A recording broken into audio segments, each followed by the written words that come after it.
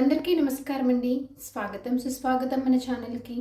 ఈ వీడియోలో 2026 సంవత్సరము మే నెలలో 1వ తేదీ నుంచి 31వ తేదీ వరకు వివాహానికి, గృహప్రవేశానికి, గృహ ఆరంభానికి, అద్దె ఇంట్లోకి మారటానికి, బారసాల, రిజిస్ట్రేషన్స్ పనులు, అక్షరాభ్యాసము, నామకరణము ఇలా తదితర రకాలైనటువంటి శుభకార్యాలు చేసుకోవటానికి మనకి శుభముహూర్తపు తేదీలుగా ఏ రోజుల్లో ఉన్నాయి అన్న విషయం గురించి తేదీ తిదివార నక్షత్ర ప్రకారము ఇప్పుడు ఈ వీడియోలో వివరించబోతున్నాను.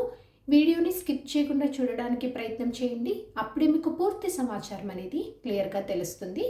2026 సంవత్సరము మే నెలలో మనకి 2 మాసాలు అనేవి ఉన్నాయి.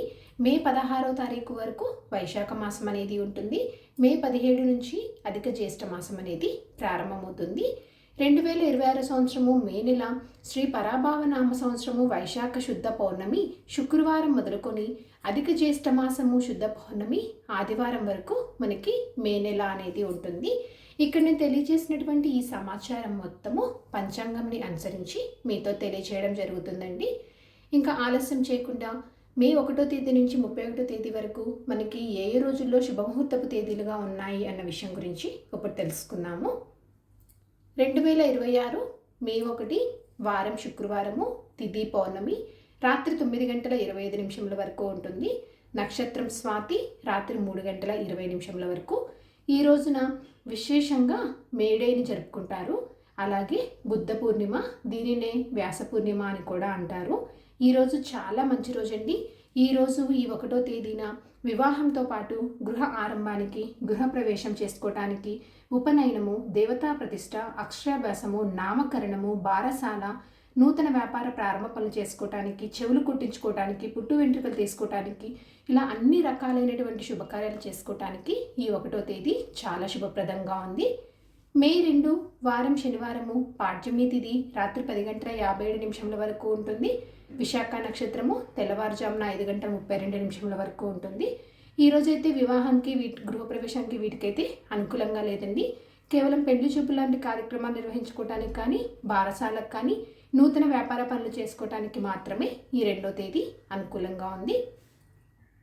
మే 3 వారం ఆదివారము విద్యా తిథి రాత్రి 12:49 వరకు ఉంటుంది. అనురాధ నక్షత్రం పూర్తిగా ఉంటుందండి. ఈ 3వ తేదీ చాలా బాగుందండి.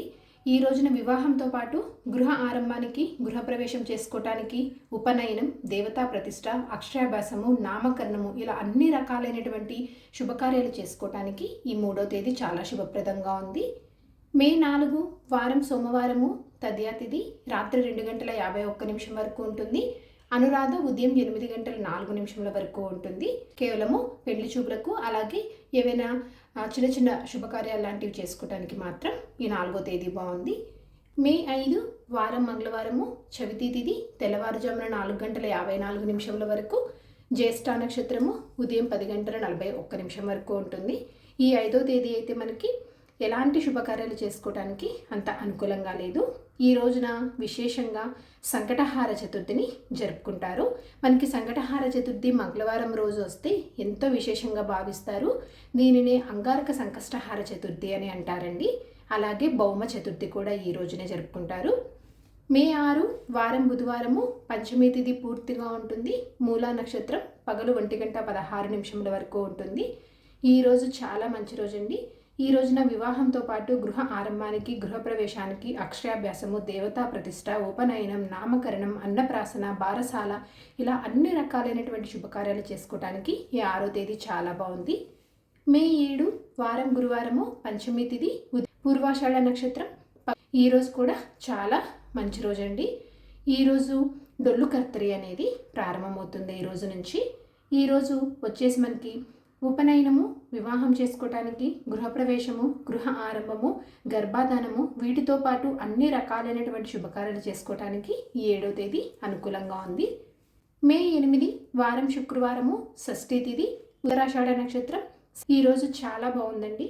ఈ రోజున వివాహంతో పాటు గృహ ఆరంభము, గృహప్రవేశము, ఉపనయనము, నామకరణం, అక్షరాభ్యాసము ఇలా అన్ని రకాలైనటువంటి శుభకార్యాలు చేసుకోవటానికి ఈ 8వ తేదీ చాలా బాగుంది. మే 9 వారం శనివారము సప్తమి తిథి శ్రవణ నక్షత్రం రాత్రి. ఈరోజు చాలా మంచి రోజండి. ఈ రోజున కూడా ఉపనయనము, వివాహము, గృహ ఆరంభము, గృహప్రవేశము, దేవతా ప్రతిష్ట, అక్షరాభ్యాసము, పెండ్లి చూపులకు, నిశ్చయితాంబు లాంటి కార్యక్రమాలు నిర్వహించుకోవడానికి, నామకరణము, వీటి అన్నిటితో పాటు అన్ని రకాలైనటువంటి శుభకార్యాలు చేసుకోవడానికి ఈ 9వ తేదీ చాలా శుభప్రదంగా ఉంది. మే 10 వారం ఆదివారము, అష్టమి తిథి, ఉదయం ధనిష్ఠా నక్షత్రము. రోజున విశేషంగా మదర్స్ డేని జరుపుకుంటారండి, మాతృదినోత్సవం జరుపుకుంటారు. ఈ రోజున ఈ 10వ తేదీ కూడా చాలా బాగుందండి. ఈ రోజున వివాహంతో పాటు గృహప్రవేశం, గృహ ఆరంభం, దేవతా ప్రతిష్ట, అక్షరాభ్యాసం, బారసాల, నామకరణం, అన్నప్రాసన, ఇలా అన్ని రకాలైనటువంటి శుభకార్యాలు చేసుకోవడానికి చాలా అనుకూలంగా ఉంది ఈ 10వ తేదీ. మే 11 వారం సోమవారము, నవమి తిథి, పగదవిష నక్షత్రం, రాత్రి 9 గంటల వరకు ఉంటుంది.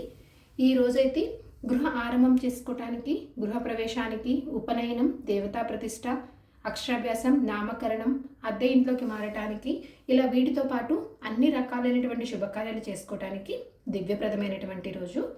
మే 12 వారం మంగళవారము, దశమి తిథి, పూర్వభద్ర నక్షత్రం. ఈ రోజైతే ఎలాంటి శుభకార్యాలు చేసుకోవటానికి మనకి ఎటువంటి శుభముహూర్తాలు అయితే లేవండి. ఈ రోజున విశేషంగా హనుమత్ జయంతిని జరుపుకుంటారు. మే 13 వారం బుధవారము, ఏకాదశి తిథి, ఉత్తరభద్ర నక్షత్రము. ఈ రోజున వివాహంతో పాటు అన్ని రకాలైనటువంటి శుభకార్యాలను జరుపుకోవడానికి ఈరోజు చాలా దివ్యప్రదమైనటువంటి రోజు. మే 14 వారం గురువారము, ద్వాదశి తిథి, రేవతి నక్షత్రం, రాత్రి 8 గంటల 6 నిమిషముల వరకు ఉంటుంది. ఈ రోజున కేవలం పెళ్లి చూపు లాంటి కార్యక్రమాలు నిర్వహించుకోవడానికి, నిశ్చయితాంబూలాలకు, అద్దె ఇంట్లోకి మారటానికి, రిజిస్ట్రేషన్స్ లాంటి పనులు చేసుకోవడానికి, చిన్న చిన్న శుభకార్యాలు లాంటివి చేసుకోవడానికి మాత్రమే ఈ 14వ తేదీ అనుకూలంగా ఉంది. మే 15 వారం శుక్రవారము, త్రయోదశి తిథి, అశ్విని నక్షత్రం. ఈ రోజున కూడా మనకి పెళ్లి చూపులకు, నిశ్చయితాంబు లాంటి కార్యక్రమాలు నిర్వహించుకోవడానికి, అద్దె ఇంట్లోకి మారటానికి, రిజిస్ట్రేషన్స్ పనులు చేసుకోవడానికి, చిన్న చిన్న శుభకార్యాలు లాంటివి చేసుకోవడానికి మాత్రమే ఈ 15వ తేదీ అనుకూలంగా ఉంది. మే 16 వారం శనివారము, అమావాస్య తిథి, భరణి నక్షత్రం, సాయం. ఈ రోజైతే ఎలాంటి శుభకార్యాలు చేసుకోవడానికి శుభముహూర్తంగా అయితే లేదు. మే 17 వారం ఆదివారము, అధిక జ్యేష్ఠ మాసం అండి. ఈ రోజు నుంచి అధిక జ్యేష్ఠ మాసం అనేది ప్రారంభమవుతుంది. పాడ్యమి తిథి, కృతికా నక్షత్రం. ఈ రోజున వచ్చేసి నూతన ప్రారంభ పనులు లాంటివి చేసుకోవటానికి, అద్దె ఇంట్లోకి మారటానికి, పెళ్లి చూపులకు, ఆపరేషన్స్ లాంటివి నిర్వహించుకోవడానికి మాత్రమే ఈ 17వ తేదీ అనుకూలంగా ఉంది. మే 18 వారం సోమవారము, విద్యా తిథి, రోహిణి నక్షత్రము. ఈ రోజు అద్దె ఇంట్లోకి మారటానికి, ప్రయాణాలు లాంటివి చేసుకోవటానికి, అన్నప్రాసన, సీమంతం, చిన్నపిల్లలను ఉయ్యల్లో వేయటానికి, ఆపరేషన్స్ లాంటివి నిర్వహించుకోవటానికి మాత్రమే ఈ 18వ తేదీ బాగుంది. మే 19 మే 20 ఈ 2 రోజుల్లో ఎలాంటి శుభకార్యాలు చేసుకోవడానికి ఎటువంటి శుభముహూర్తాలు అయితే లేవు. మే 21 వారం గురువారము, పంచమి తిథి, పునర్వసు నక్షత్రము. మే 21 అన్నప్రాసన చేసుకోవటానికి, అద్దె ఇంట్లోకి మారటానికి, సీమంతం, చిన్నపిల్లలను ఉయ్యల్లో వేయటానికి, ఆపరేషన్స్ లాంటివి నిర్వహించుకోవటానికి మే 21వ తేదీ అనుకూలంగా ఉంది. మే 22 వారం శుక్రవారము. ఈ 22వ తేదీ అయితే ఎలాంటి శుభకార్యాలు చేసుకోవడానికి అంత శుభముహూర్తంగా లేదు.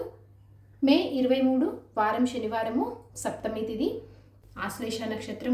ఈ 23వ తేదీ అన్నప్రాసన లాంటివి చేసుకోవడానికి, సీమంతము, చిన్నపిల్లలను ఉయ్యల్లో వేయడానికి, ఇలా చిన్న చిన్న రకాలైనటువంటి శుభకార్యాలు చేసుకోవడానికి మాత్రమే అనుకూలంగా ఉంది. మే 24 వారం ఆదివారము, అష్టమి తిథి, మకా నక్షత్రం. ఈ 24వ తేదీ అయితే ఎలాంటి శుభకార్యాలు చేసుకోవడానికి అంత శుభప్రదంగా లేదు. మే వారం సోమవారము, నవమి తిథి, ఉపా నక్షత్రం. ఈ 20వ తేదీన అన్నప్రాసనకు, సీమంతం లాంటివి చేసుకోవడానికి, చిన్నపిల్లలను ఉయ్యల్లో వేయడానికి, సాధారణ పనులు, రోజువారీ పనులు చేసుకోవడానికి మాత్రమే అనుకూలంగా ఉంది. 26 వారం మంగళవారము, దశమి తిథి, ఉత్తర నక్షత్రం. ఈ 26వ తేదీ ఎలాంటి శుభకార్యాలు చేసుకోవడానికి అంత శుభప్రదంగా లేదు. ఈ 27, 28, 29 ఈ 3 తేదీలలో మనకి అన్నప్రాసన చేసుకోవటానికి, సీమంతానికి కానీ, చిన్నపిల్లలను ఉయ్యాల్లో వేయటానికి కానీ, సాధారణ పనులు నిర్వహించుకోవటానికి, రోజువారీ పనులు చేసుకోవటానికి, చిన్న చిన్న శుభకార్యాలు చేసుకోవడానికి మాత్రమే ఈ 3 తేదీలు అనుకూలంగా ఉన్నాయి. మే 30 వారం శనివారము, చతుర్దశి తిథి, విశాఖ నక్షత్రం అండి.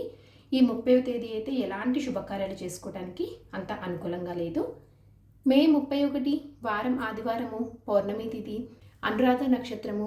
ఈ రోజైతే పెళ్లి చూపులకు, ఆపరేషన్స్ లాంటివి నిర్వహించుకోవటానికి, ప్రయాణాలు లాంటివి చేసుకోవటానికి, అద్దె ఇంట్లోకి మారటానికి, అన్నప్రాసన చేసుకోవటానికి, చిన్నపిల్లలను ఉయ్యల్లో వేయటానికి, సీమంతం లాంటివి చేసుకోవటానికి, ఇలాంటి వాటికి మాత్రమే ఈ 31వ తేదీ అనుకూలంగా ఉంది.